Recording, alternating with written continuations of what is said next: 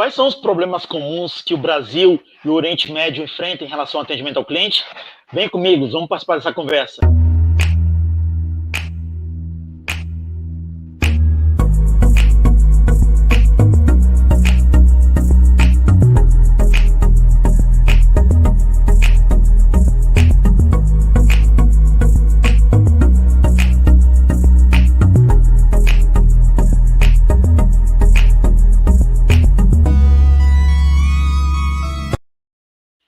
Olá, eu sou o Heverton Anunciação, mais uma vez aqui com você. Eu sou consultor, escritor em Experiência do Cliente. Eu criei esta revista eletrônica, Person of the Week, para semanalmente trazer a história e as experiências de grandes profissionais do nosso setor no Brasil e do mundo, tá bom?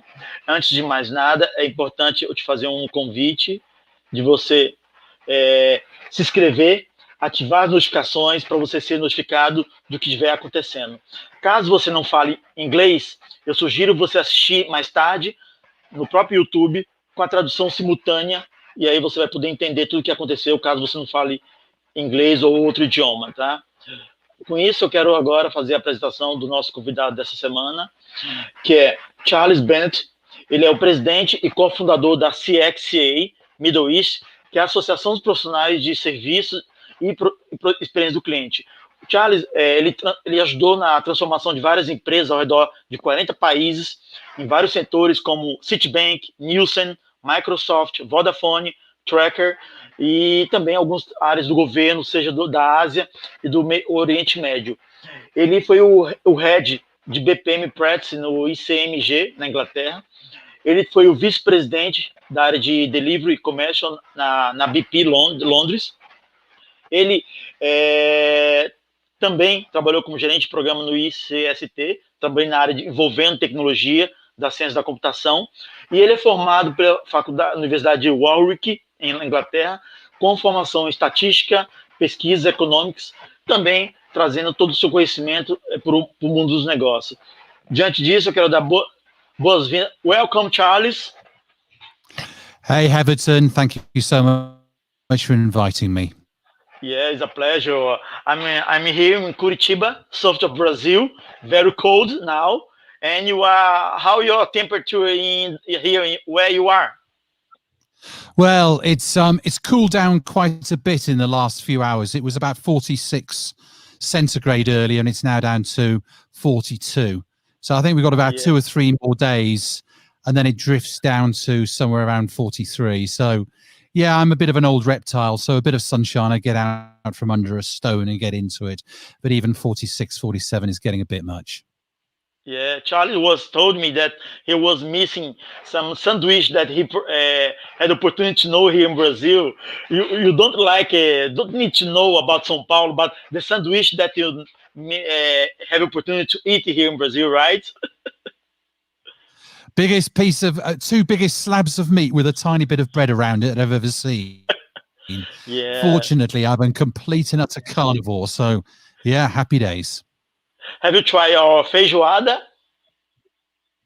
No, I haven't. I do try. I mean, I've been to Brazil 3 times now, and I've been to Argentina once. And although I've worked with customer experience towards about 36 odd countries, I don't always get to sample all the local delicacies. So it's something I definitely want to try.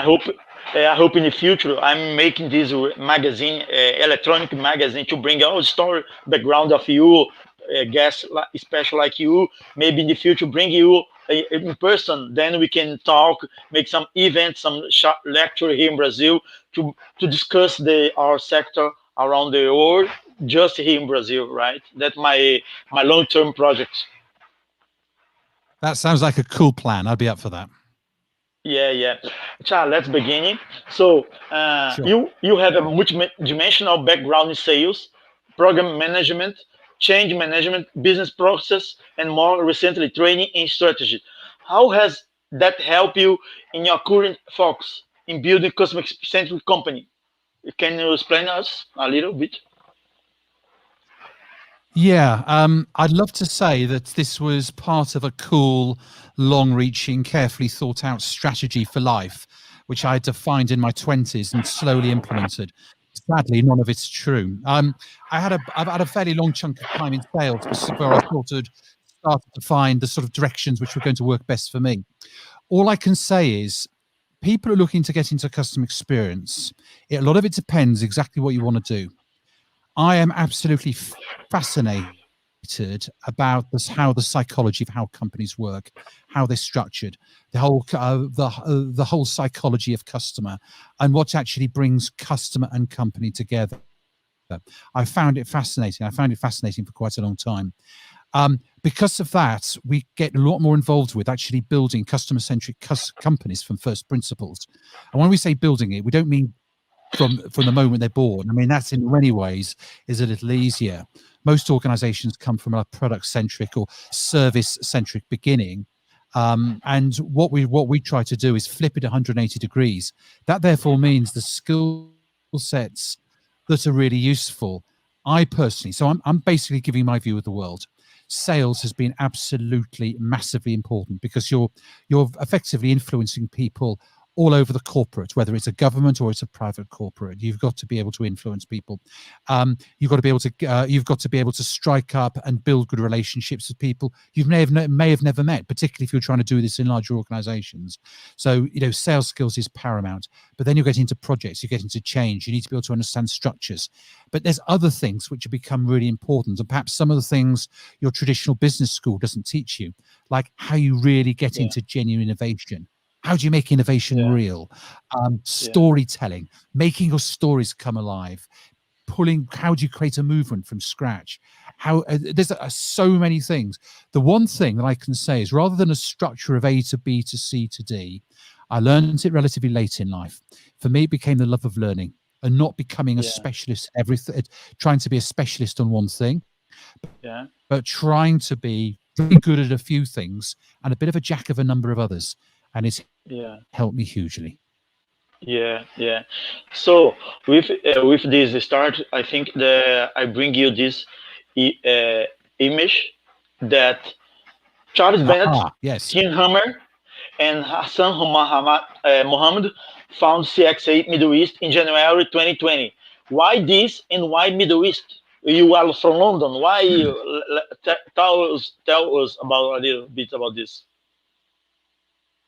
Well, in many ways, a number of things have obviously happened. I'm not going to dwell too much at the events of the last 20 odd months. Everybody's well aware of it. But when it's basically, I've always throughout my professional life traveled widely. So I've delivered customer experience in 36 odd countries. Some of it workshops, some of it's change programs, whatever it happens to be. I've always liked the business culture of the Middle East and where I am at the moment. So I'm speaking to you in Saudi Arabia. So Saudi Arabia is an example. In many ways, it's a bit like a perfect storm because it's a country which between 2020 and 2030, it's building from a sort of a fairly wealthy commodity-driven economy, one of the biggest oil producers in the world, to a genuine service-centric economy. As it's being able to do that, it's investing literally trillions of dollars in the transition.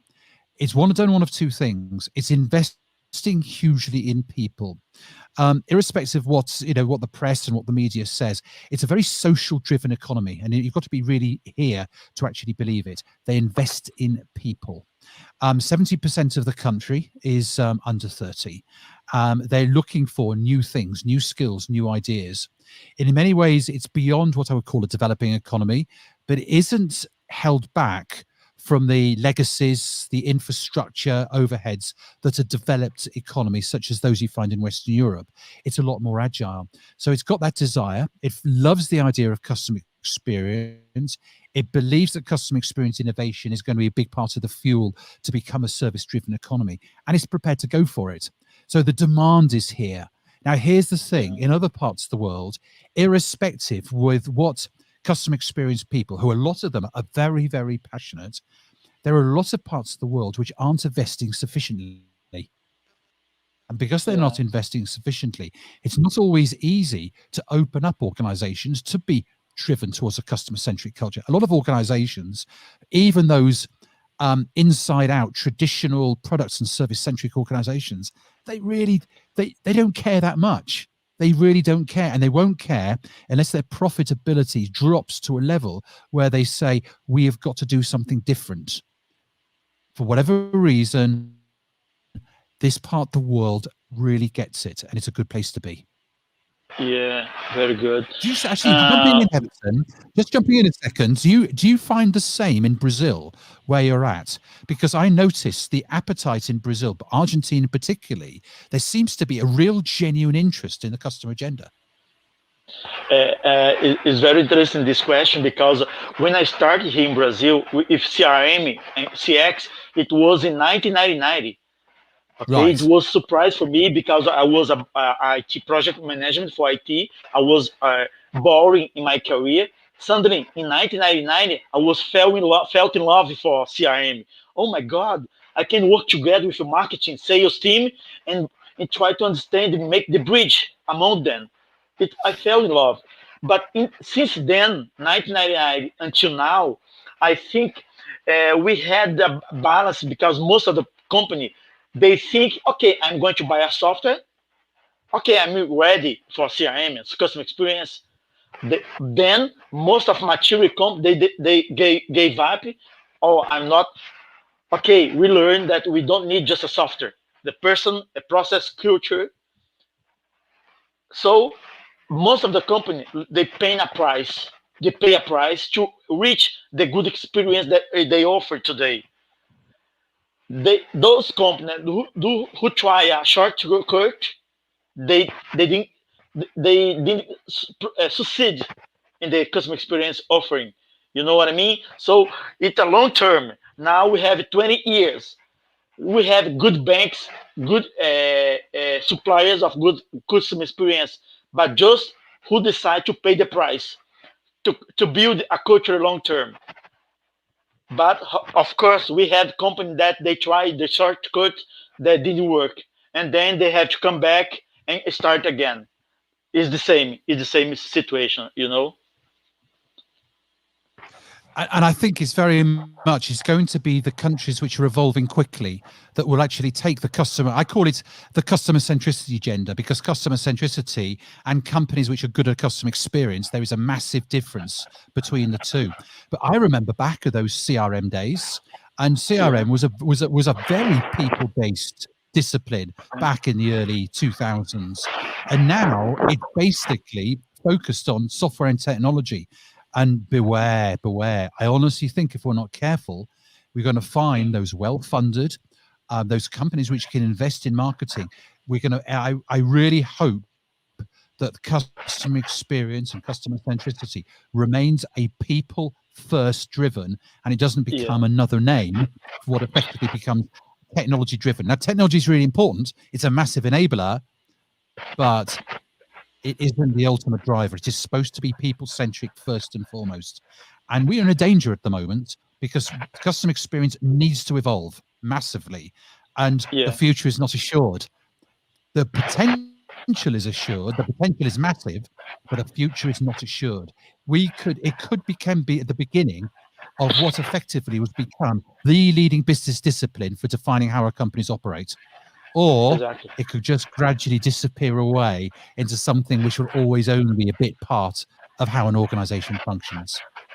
Exactly. We have to face and prove that we are not just a fashion. We are a part of the business, the history of the business. You have to keep ourselves, your frontier, not give up, and show that for the businessman, CEO, for the crew, that we are not fashion. We are long-term investment, right? Sure. Yeah. Oh, absolutely. Totally agree with that. Yeah. Now, in this photo, I can show you you are delivering on customer experience to workshop in Riyadh. But what was for me, I know that there are cultural difference, but what's your principal challenge that you bring for you or you faced the cultural difference in understand the culture of Middle East? You from London or for not part of this culture, what was your main challenge that you faced? Do you know what? I've always asked this question many times because I've traveled massively widely. And actually, we have this left brain way of to say people from different countries, they're different. They think differently. They have their specific sets of wants and needs, and it's very easy to think like the way. But in Maine, I don't actually observe that. So when people talk about culture, I fundamentally look at it a bit slightly differently, and I look at it a bit like this. They dress differently. Yeah, fine. They may have different languages. Yeah, fine. But at the end of the day, a lot of us have the same drivers. And the reality is it's all going to be about empathy, how you connect with people. And for me, I've never really understood what cultural difference really means. I understand what it means on paper, but the reality, it's about having the empathy to be able to connect with people. And if they happen to have an interest, you have a shared interest, then it doesn't take long before you're starting to share ideas. And what I absolutely love is going to parts of the world. I always learn. So people say to me, oh, here's, at the beginning of a workshop, welcome Charles Bennett, you're a thought leader. And I go, please don't ever use that term for me. There's millions of people who will tell you on LinkedIn that they're thought leaders. And I still view myself as a student, because the ongoing learning is not only going on, but it's actually having to accelerate, because there's so much to cover. You never actually ever stop.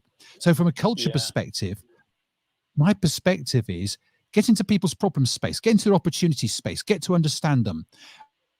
And once you're getting to understand them, share ideas. If you have a shared desire to learn about this stuff, culture means nothing. Communication and getting to understand, respect people, just matter for every creed, background, wherever they come from, that's everything. And I'm not sure that really answers your question, but it's certainly... I think when you answered my question, it made me remind me that when you were since 2014, you act as volunteer in crisis organization to help people homeless in the street. I think it make you humble. And when you work with CRM, customer experience, you have to be humble to bring people in the same together to reach goal, to improve, right? Absolutely. I remember the first time I did that with Crisis, and I went down there with an Irish friend of mine, and this Irish friend of mine likes nothing better than to play jokes on me in particular. Why I take him, I haven't a clue. Jerry's his name. And we turned up down there. I remember I'd only been there 15 minutes. And I heard this very sort of loud voice say, "Oi, where do I find this?" And I turned around, and she must have been only in her 40s. But she looked like the world had not treated her very well. She looked tired, but there was a spark. And as she got to speak to her a little bit more, I found out a little bit more, and I hadn't realized at the time, but it was a year previously, Ed Sheeran, the singer, had come down to exactly the same crisis center and written a song named after her. Her name was Angel. And if you ever hear the Ed Sheeran song, it was about her. And great. And what you did, it was humbling, but what you saw was hope. What you saw was hope. And I met such a diverse group of people. I met people who weren't unhappy. I met people who wanted to be there. I met people who said, despite everything you see, we have a great quality of life. We have people who were struggling. We had people who wanted to. I heard stories on backgrounds. I did everything I could to help. I could just about do the tiniest little bit. But then my other memory of it was was the fun and laughs, because they conspired between me. Everybody who knows me well, I eat a lot. So anyway, we talked about food at the beginning. Yeah. And I arrived, and when we arrived there, it was -2, -4 centigrade. And I was fortunate to be out in the kitchen, basically taking Christmas meals out to the guests. Jerry disappeared off, spoke to them, and said he had seen me eating some of the guests' food. Totally untrue, of course. So I was put outside into the cold for 2 full hours, wearing just a thin sweater, marshalling people in. Everybody found it funny. I suppose I had to join in the end. Congratulations. Yeah. And about this, now I show here some numbers of research that I did in LinkedIn. Now, professional, they put in their profile in LinkedIn in customer experience, 80 million in the world, Brazil 24,000, in US 80 million, and Middle East, all set of the countries, 599,000 professional. Do you think that is amount is proportional for the world to offer a good customer experience, or there is more potential to reach more professional? Did you had a figure there? Or did you say in the States 18 million? 18 million? Yeah. 80 million. 18. 80. No, 18 18 million. in the world. Oh, sorry, 18 is the maximum. So 8 million. But even 8 million, I mean, that's 8 million. That is 350 million. That's still 1 in 40 in the US. I would think that what's the US figure, and I may be wrong, so I'm speaking as I'm thinking. Yeah. I bet that figure for the US is more customer service professionals, because they're involved with customer service related work, because a big chunk of what the US does is very service. They have a strong service culture.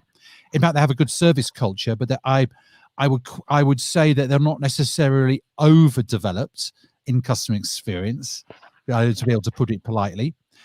So from a service perspective, do you know what? I think generally across the world, because customer service is well understood, and it's something we're always striving to be good at. We're not necessarily understanding that well everything we need to do to get good at it, particularly around attitude. There's still a lot of work to be done on that. In customer experience, we're still just touching the tiniest top bit, just the very, very top bit. So are we well represented enough? No. There needs to be a hell of a lot more. But the problem is it's demand and supply. The demand in a lot of parts of the world is still not there yet. When I started working over in the Middle East at the beginning of the pandemic, the first thing that I was finding in developed Europe that were being cut when there's downturns is customer experience programs. Now, if customer experience is hitting revenue, costs, and service simultaneously in the way that it is designed to, they should be the last people that is being cut. They should be the last areas. In other words, they're not doing due justice yet, which probably means it's maybe a lack of understanding. It could be a lack of execution. It could be a lack of education, or it could be a mix of all three. So on one side, we don't have anywhere near enough, but the big challenge is a lot of organizations still don't necessarily fully understand it yet. In fact, we're still at the tip of what it could be. The deployment, the education, the execution still needs a lot of work. And almost that's got to lead to create the demand. And as the demand's created, I think we'll get genuinely more. But it is going to take time. It's got a long way to go. But if you think about it, although the concept of customer has been around since, God, almost like forever. I think it's 3000 BC. I thought, was it 3000 BC when coinage, if I may be wrong, it might be in and around then. But the concept of customer experiences, we're talking about it now. You could have origins going back to the 80s, but the reality, most organizations have been talking about it for 10, 12 years. Most. I mean, and so the reality is people are just touching the surface. And a lot of organizations aren't doing anything nowhere near as much as they could do. And there's a lot of reasons for that, which we could get into. Like your feedback on that. So did you agree loosely with that? Or do you think I've missed a trick, Heverton? No, I think I agree with you, because now, for example, as I started in 1998, in 1990, working at CRM, CRM is growing lots a lot around the world. I interview here one of the the lady who create the concept of customer success inventive software. We bring in the customer experience concept all it together. And what you said make me think, okay, the future in the next 10 years, the professional perfect for customer experience will be the one who bring all this concept together in just one profile. I don't know. Or it will be included in the marketing courses, on sales courses, or will be together. So I think we are in the middle of the chaos, trying to make the definition of the concept, and of course, who know the base we're going to implement properly. But for example, now we are facing in Brazil the same situation that, okay, let's put the software, no, but without a good person in the channel. Oh no, we have a good person in the channel, but not good process and not good software. No, you have to make the altogether balance properly in the same time. Working with marketing, customer service, IT, laws, all departments together. It has to destroy all the barrier among departments. So that's the phase that we are facing in Brazil.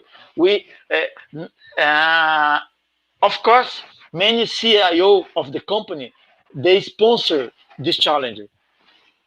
Who is sponsoring is getting a result. Who is not sponsored is not going to get result. That's why I'm seeing in Brazil or South America, you know. Do you have a central body in Brazil? I know you've got central bodies. I mean, over in the Middle East, we're just launching the Customer Experience Service Association Middle East, and we have our conferences and awards, and we're building our education. We're launching our academy and so forth. No, CXPA, which sits in there, which we in the States, and which is still fairly US centric. Got to be a little bit careful. I think I've got a lot of time for the CXPA. I think they do a grand job. I mean, we're a different central organization, but I'm all for others. But how much is there a central body operating in Brazil right now? Because you're a massive country and you're developing very fast. It sounds like you really need a really powerful central body to be talking about it regularly all the time. Harnessing the power of communication is out there at the moment. What do you think? Yeah, let me. I like your question because it makes me bring the same situation that I try to explain. For example, for great big company that they came to work in Brazil, and I have to show Brazilian culture for them before they start business. In Brazilian, we are known around the world because we are hands-on culture. Sometimes we prefer hands-on, make, and then study the process, study the culture. For example, in Brazilian culture, we are facing a bad president of Brazil because they don't believe in science, they don't believe in vacuum. So, but what the cost of this? 500,000 people died because one president don't believe in science. Because who believe in science is good, but who don't. So we are in Brazil we call this gambiarra. Gambiarra is a nickname for something that, okay, I'm going to do by myself without study, without science, just using my experience. It's dangerous. Okay. So with this comment, I'm going to show you something. For example, in Brazil, we have 119 laws to improve customer experience. In the United States, we have just 12.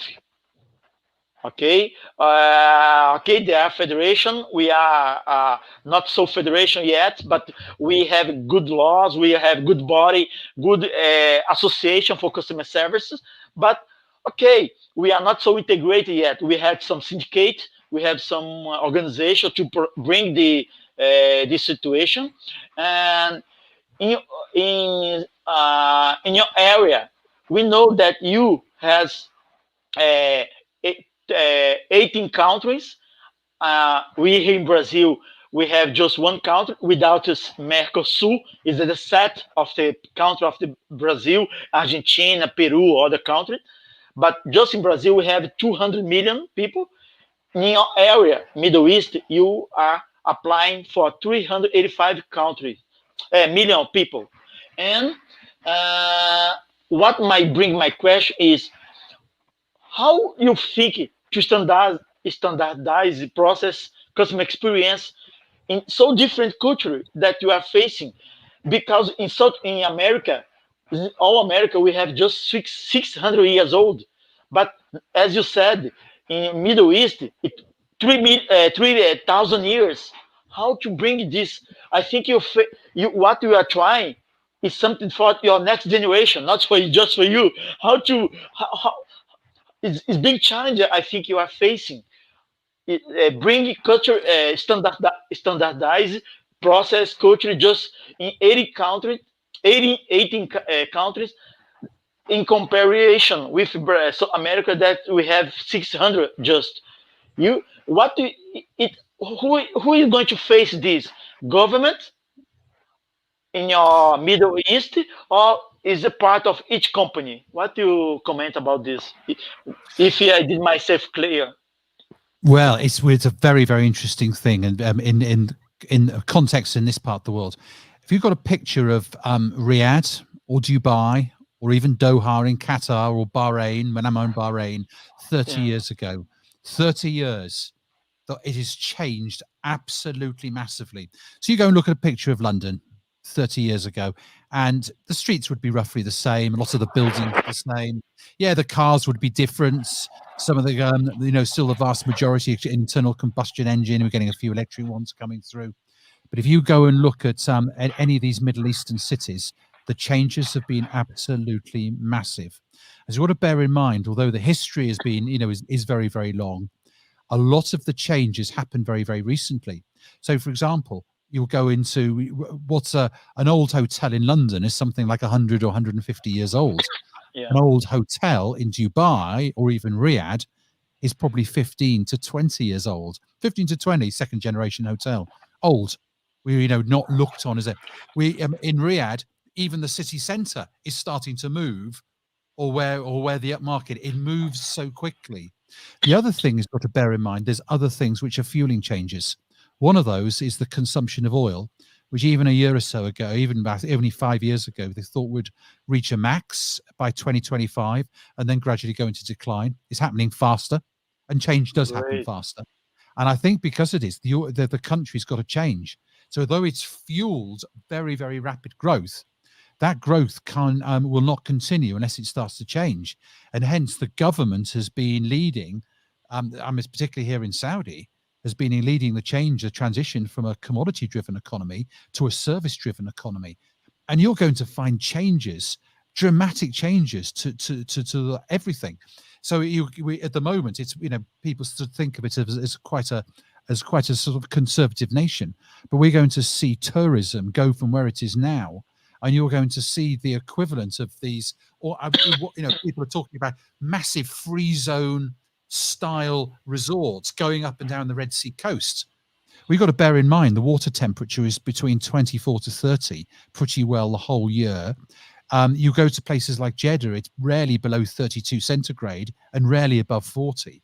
So you've got 10 months of summer, which, in a lot of places in Northern Europe where we get 2 months of summer at maximum, they could find ways to get there and do the things they'd want to be able to.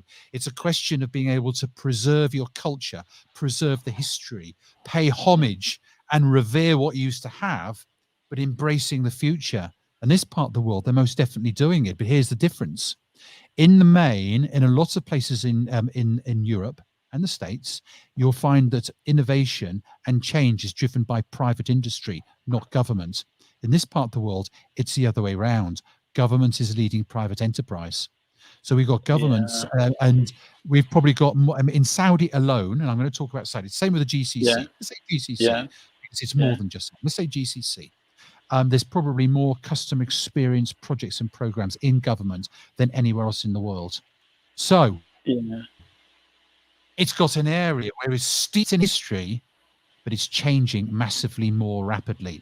And that's because, from my view, and this is a view of the world, is we're sandwiched in between a developing economy, which has this processes, its governance, all these things being relatively chaotic. So lots of emerging economies in the world, and those developed economies, which tend to be quite inert. You've got the stranglehold of legacies of systems, processes, governance, all sort of things that have been around for a very, very long period of time. People do not necessarily like change to the same degree. They embrace it in this part of the world. So the world order is going to change. And it's not just places like the Middle East. Go into Asia. Go and look at what you have. Go and look at a country like Vietnam. Vietnam sits, I think, about number 30 to 35. I don't know off the top of my head, but in and around 30 to 35 in the world GDP. Its growth is absolutely tremendous. And but it's built by an appetite to change. And there is an appetite. So it's not just the history, it's the appetite to do something. And I fundamentally believe South America's got it as well. I know there's problems, but there is an appetite, and that will prevail. Now, whether that's going to be this generation or it's going to be a little bit, I can't possibly say. I have got an idea about the next 10 years. I've also got a complete, not a clue about the next 10 years, but actually you will see these new nations emerge disproportionately more quickly. And that for me is where the excitement for innovation, customer experience, all these newer ideas for me resides. And it's one of the big drivers. That's why I'm not sitting in London. I'm not sitting in Stuttgart. I'm not sitting in Washington. I've chosen to sit here because the pace of change is here and the appetite for it is here. And that's why I find it really exciting. But that's just me. Oh my God! What you said very important for me, because you bring me some to think about. Because most of sometimes some governments, sometimes some company, okay, they prefer is hide the problem below the carpet or stay away from the carpet. But what you said make me remember about this South Korea. They decide in 25 years rebuild the culture. For example, Santiago in Chile, one of the best cities in the South America. I live here in Curitiba, in the south of Brazil, considered the best quality of living in Brazil. I remember when I stayed, I know the history of the district Meeting Pack, New York. They were not good, but when they invest in New York in Meeting Pack, now it's a better place. Or Brooklyn's in New York, because they invest, they didn't give up and stay away from the problem. Okay, they focus on the problem. Let's embrace the opportunity and rebuild the situation. That I think you bring this. And okay, if you don't give up the problem, but you face the problem, if in long-term or short-term goals, I think you can build together the community, the environment, and bring a development for everybody, right? Oh, I'm with you. I mean, I think passion for something counts for a lot. I still remember in my 20s when I first joined, I enjoyed a big IT organization. I've always liked tech. I was working for American tech. They're go-getting. They don't necessarily know. I remember my first boss saying to me, Charles, you've got to go and get it. And I was sitting there and almost like this going, boss, what am I going to go up and get? And he went, I haven't that effing clue. Just go and get it. And I really loved that sort of idea of that go-getting. And I remember as my career, and people said, oh, that Charles Bennett, full of enthusiasm, passion. As he matures, he will get out of this passionate phase and he'll become a little bit more circumspect, because that's how you're expected to behave. And I thank the Lord I never listened, because to be quite honest, one of the things that has helped me most is every problem has a solution in the main. Not everyone, but I always go into it. I go into it with a passion for trying to do what I can. Don't always get it right. Occasionally make the big mistakes. Try and help people as well as our own company, really help the people we work with. Always help more than you take. And if you find two ways, you get some brilliant partnerships on the go. And I've tried to make that a little bit of a philosophy for life. And I'm finding you're doing that. And sometimes you can have the best laid strategies in the world, but if you hit things with passion and belief, and you're learning and you don't give up, sometimes, in fact, not more, sometimes more often, a lot, opportunities just to seem to come your way.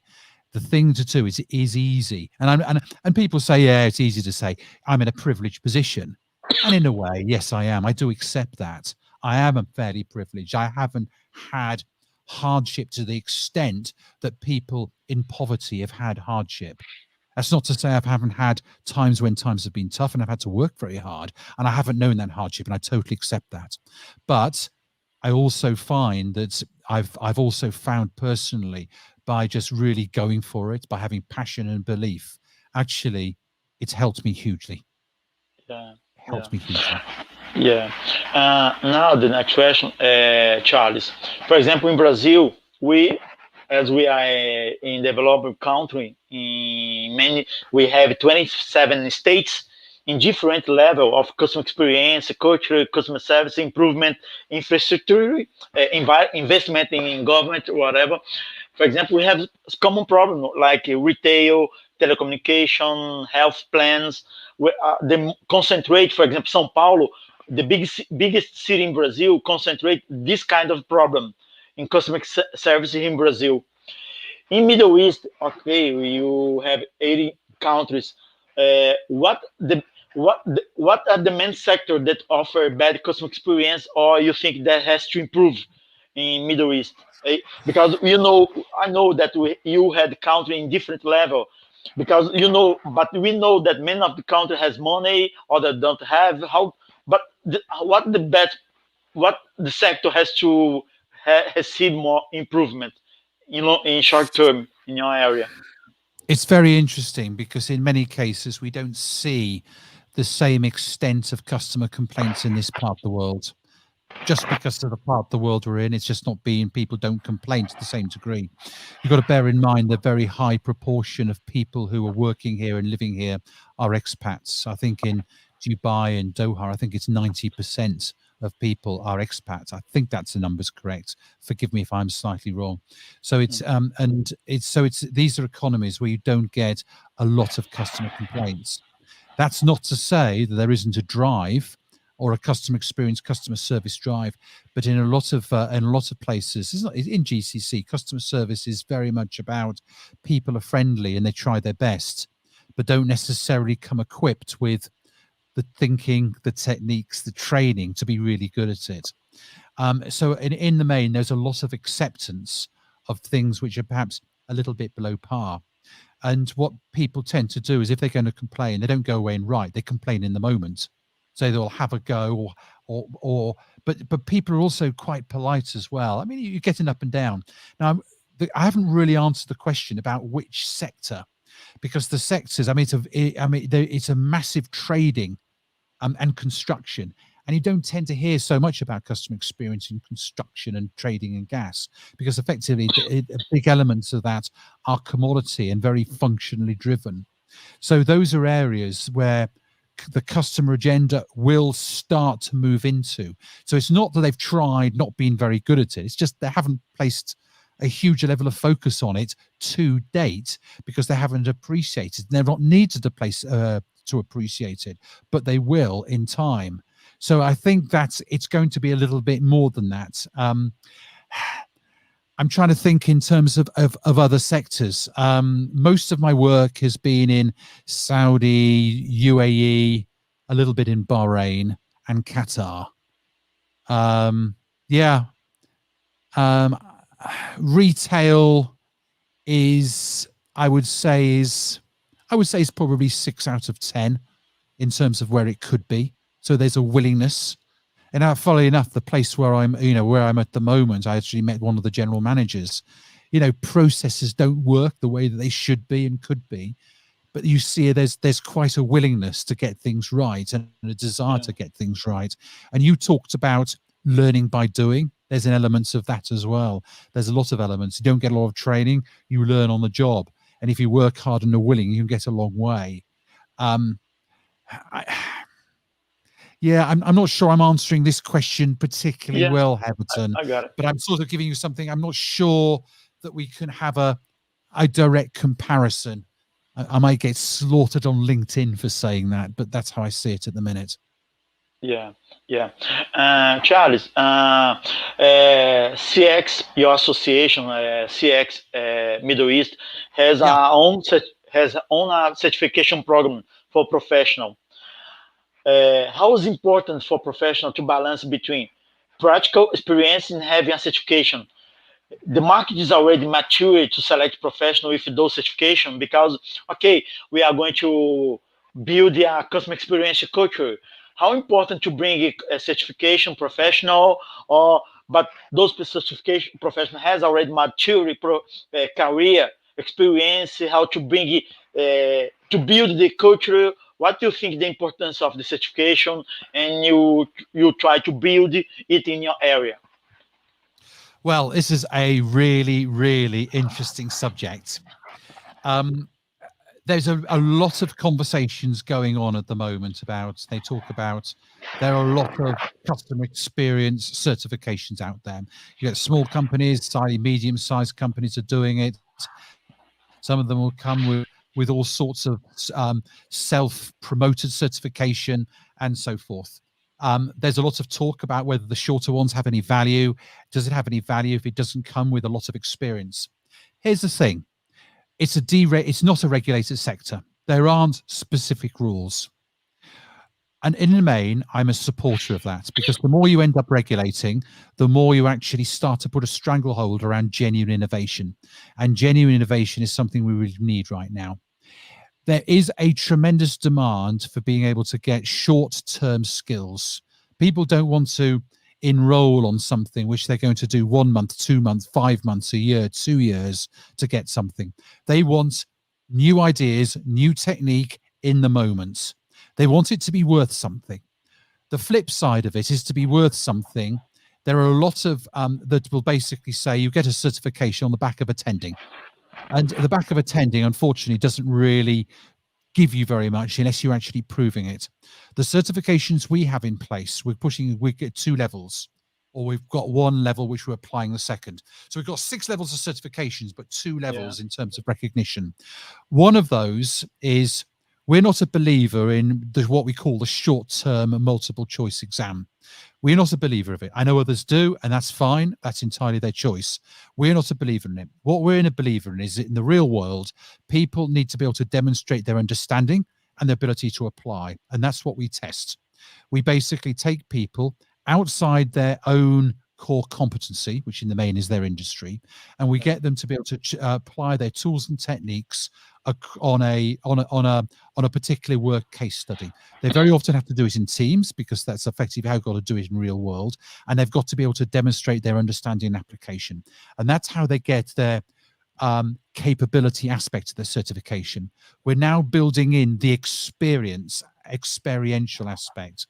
So that's in terms of the project. So we're putting a framework which goes to say how you then get awarded depending on what you then go and do.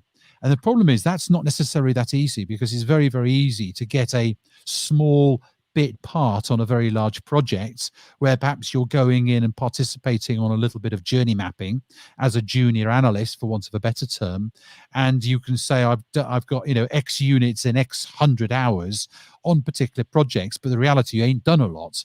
And then there's other people who've gone into putting in place genuine blueprints to change a whole organization, where they've gone in and genuinely impacted every single aspect of it. So it's not something that you can have you can solve 100%.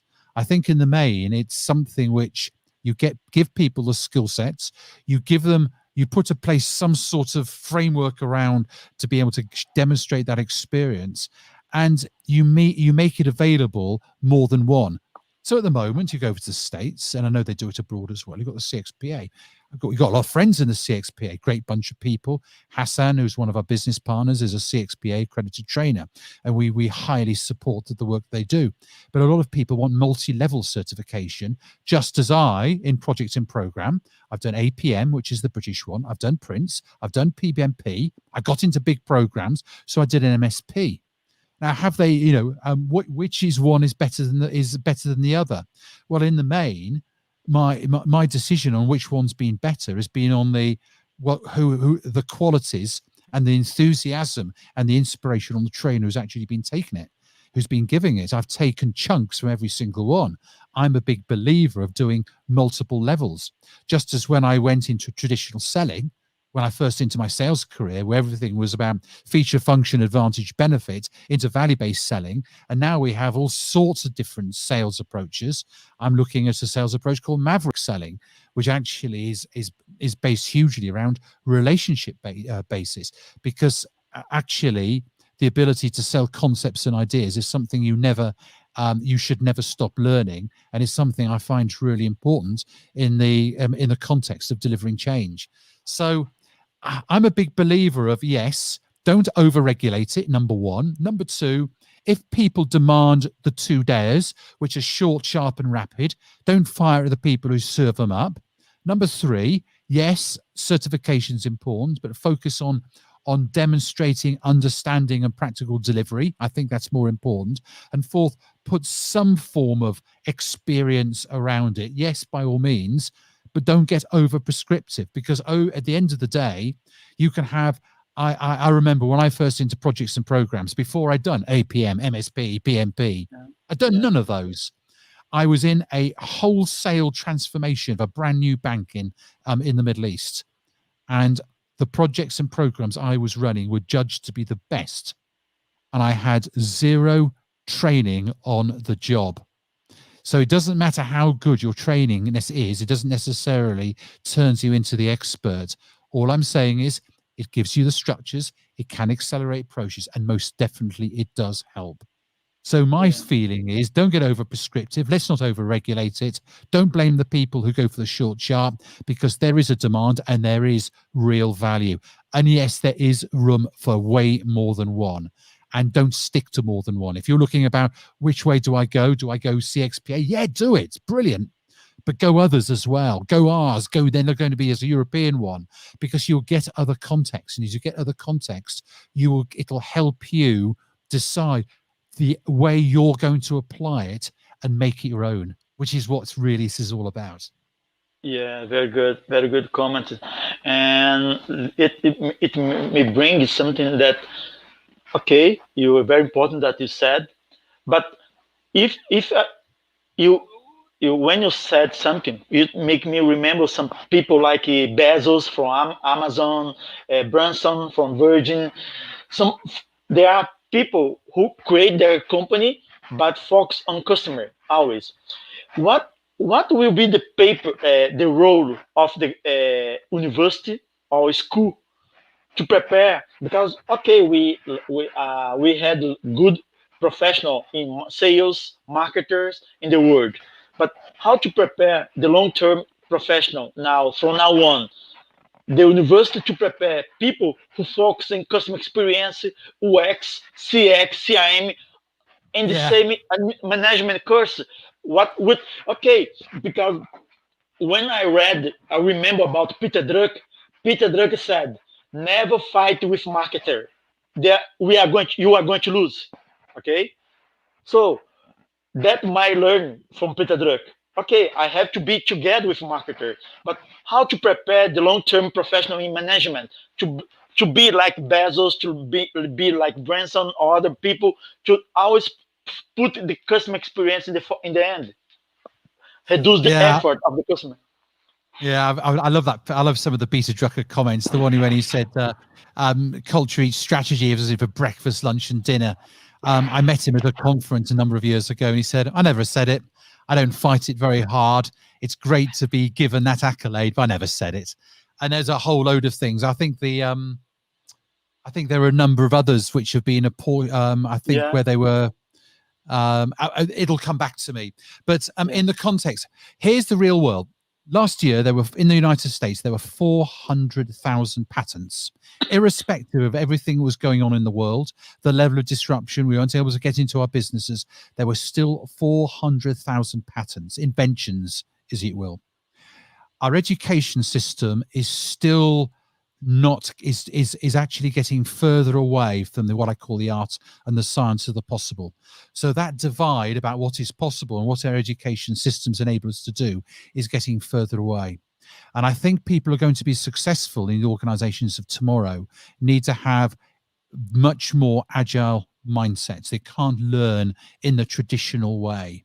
So in the context of what's going to happen is you're going to get people who are going to be going through 3-year, 2-year, 3-year degree programs, which, by the way, I think are immensely. I love my 3-year degree program. It didn't help me massively over and above. It gave me the time to do what I really want to do, is to get on a squash court and play semi-decent squash, semi-pro squash for 3 years, and not have to make a choice on career, with a hope having a degree around my neck enabled me to get a fast track into it. I think more and more, I think education is going to have to become as agile as we have to be in our business world. And I think in the context of something like customer experience, you need to be a polymath. You need to be able to sell. You need to be able to understand the new tools and techniques. You need to have the mindset of innovation. You've got to be able to get into culture, empathy, people skills. You've got to be able to do a wide number of things to be able to do all the things it's going to take to genuinely build customer-centric organizations, because when you do it, you effectively touch every single part. But what you want to do is you want to gain the skill sets to be useful. You can't afford the time to be an immediate 10-year veteran expert in every single damn thing.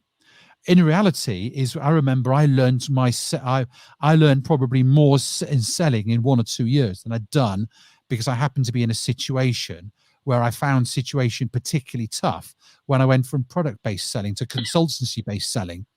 And I remember at the ripe old age of 26, 27, learning to sell. And I realized I could no longer live on my knowledge of what a product could do. And I had to suddenly have had this thing called service, which is like a piece of plasticine. You could effectively do anything with service. And you had to say, I've got to stop talking about myself and stop thinking more about the customer. And that was probably my first lesson in customer centricity. It's all about the customer, what they want, what are their challenges, what are their objectives, what are the issues of preventing to the objectives, what are the things of getting to what they really need. Now start to dig, getting a better understanding. What's emotionally driving them? What is it from a people perspective? What is it from their own personal agenda? What is it from their company? And you're suddenly finding it's like peeling an onion, and you have this divergent thing of getting to understand people more and more. To my mind, those qualification skills, which I learned in professional, called value-based or consultative selling, was my first big jump into becoming genuinely customer-centric. Now, you asked a very specific question about what we're going to do with universities, and if they're going to have to become as agile and they're going to have to be as progressive as our business world is going to be. So you're going to end up, sure, there's people who are going to end up with very, very specific focuses. Yeah. But don't tell me now that we aren't going to be in the need to be able to go and learn things, which for me, I'll tell you what I'd like to do. If I was in university right now, I would have probably done business studies and psychology. I would have probably loved to have got into storytelling, video, photography, all aspects of communication. I'd like to have understood I'd like to get myself into innovation. I'd like to understand culture, maverick thinking patterns. I want to understand how to measure the right thing, outcome-based thinking, blah, blah, blah, blah, blah, blah, blah. And I'm going, now, and that's not something that you can become an expert in all of those, but you don't need to be. You don't need to be. You're connecting dots to become useful in the world. And do you know what the other thing's going to be? It's getting enough experience of the world to know what you want to do. Not just what you're good at, but what you really want. How many times you want to be able to wake up at 50 and being able to say, I'm getting out of bed and I'm going to work because I want to. Not because I have to, not because I've got a time for money exchange contract with my company and I've got to pretend to my boss that I'm keen and I almost like him, even though I think he's a complete, he or she, let's be equal opportunity, a complete prat or pratess. We're there because we genuinely want to. Now, that's the thing which education has got to start to be able to get us, teach us. It's a lot more experiential. Does that say I'm knocking the current system? No, I'm not. I'm saying is there's opportunities to be able to do other things with education, which is currently not doing enough of. Yeah. So I'm impressing with your conversation with you because we know that one graduate from Warwick that put together statistics, economics, humble, and heads-on. Let's start. Let's do it. It was great to know about that. The reason because you were now the person of the week for this library in life, because in the long term I bring a story like yours here, because they know we are facing the opportunity territory of Middle East. As you said, there is for me, very important for me, because you bring me the concept that the Middle East now is a new America, to opportunity to bring. And now, not just America, US, here in South America, but you are building, you saw the opportunity Middle East to bring it all together, because the people over there, they are hunting, they are interested, they are passionate for real interest in changing, improving. That my learning that I bring here. It was great to talk with you. It's been an absolute pleasure, Heverton. I've enjoyed every moment. Yeah, and I invite you, if you are going to watch this interview this week, you can know more about CX Middle East in this website. You can go there to make a certification if you want to know everything that Charles can talk you to give you support to study there and make a certification, and of course bring the best use business case that you can study in the area here. You bring it here for Brazil, South America, or whatever. But last question, Charles, I want you, if God could hire you for the one different personal challenge, what would you like to embrace? Did you understand? Say again, Heverton. Say again. Of course, I'm playing a minute for time as well. Do you understand that? If God decide to hire you for a new challenger, personal challenger, what would you like to embrace?